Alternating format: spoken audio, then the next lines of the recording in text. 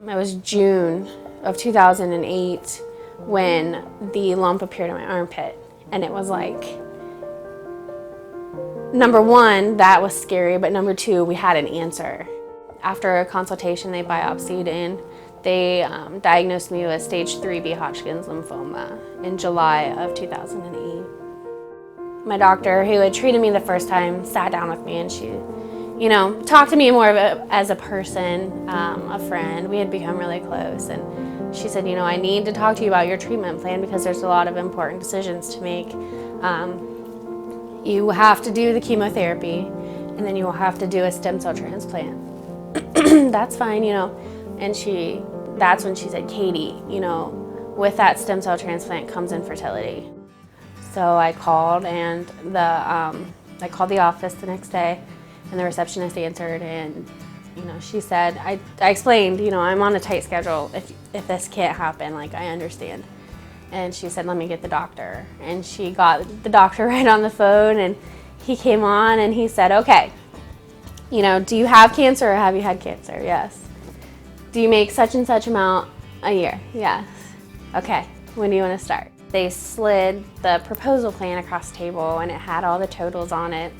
And I remember kind of looking at the upfront cost and thinking, there's no way we can do this. And Adrian was so excited and sitting there next to me, and I looked at him and kind of slid it towards him, and that smile faded. And we got in the car, and we're trying to be as positive as possible, but it was like, once again, this isn't going to happen. The Partnership for Families actually provides funding for the patients going through fertility preservations, because so many of these patients have so many costs related to their cancer therapy that they couldn't even think about providing funding for themselves to be able to get the eggs or embryos, depending on the patient. So I just did shots at home for the stimulation. So what we were able to do is stimulate her ovaries to make a lot of eggs, get the eggs out of her ovaries and fertilize them with her husband's sperm before she went through the cancer therapy. I think it was about 5 days later they called, and they said 10 had survived, and those 10 would be placed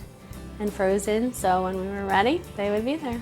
And that way, when she finished the cancer therapy and she was cured, again, she wouldn't be able to make eggs on her own, but we would have the embryos frozen, and those can be transferred back into her uterus and have a baby that is genetically hers, even though at that point she couldn't make eggs on her own. I had done scans every 2 to 3 months just to see, how things were progressing. And my doctor gave me the all clear in December 2011. And we left that appointment and got right on the phone with Dr. Goldfarb. And I said, we're ready. I've been given the green light, I'm ready. I found out in May, on my birthday, that we were pregnant with triplets. People have said, you searched for this program and it fell into your lap, and this blessing was given to you as far as somebody else paying for you to have children, which is what they did.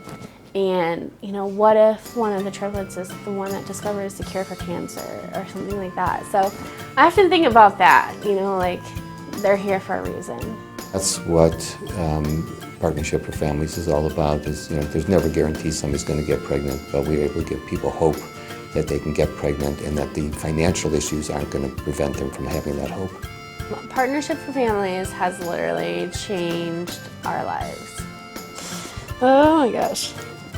Let me bring it back together here.